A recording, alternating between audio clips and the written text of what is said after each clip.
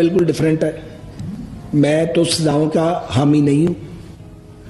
میں ایک سیاسی کارکن ہوں. سیاسی خاندان میں میری پیدائش ہوئی ہے. 80-85 سال کا ہمارا سیاسی سفر ہے. وہ جد و جہد کا ہی سفر ہے.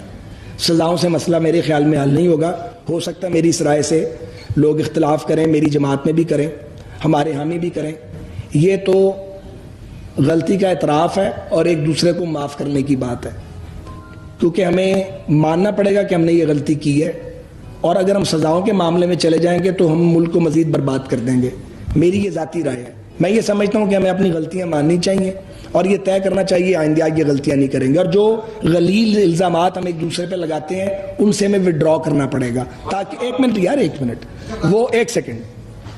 وہ غلیظ الزامات جب تک لگتے رہیں گے بات چیت کا ماحول پیدا نہیں ہوگا. بات چیت کا ماحول پیدا نہیں ہوگا تو لوگ جو ہیں وہ پستے رہیں گے گلیوں کے اندر, لوگ بھوکے مر رہے ہیں. اس لیے میں تو بات چیت کے ماحول کا حامی ہوں. میں تو یہ نہیں سمجھتا کہ ہم پوائنٹ آف نو ریٹرن پہ پہنچ جائیں اور کہیں کہ ہم اب ایک دوسرے کی شکل نہیں دیکھیں گے. جتنا مرضی ناپسند ہے ہمیں ایک دوسرے کی شکل, اور جتنی مرضی تلخی ہے ایک دوسرے کے ساتھ, راستہ بات چیت سے نکلے گا.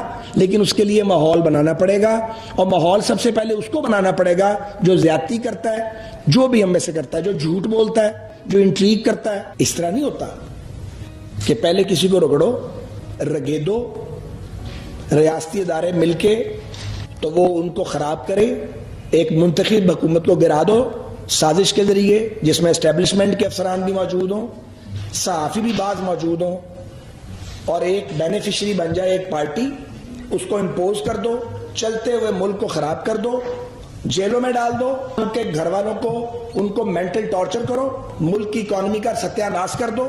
تو ناظرین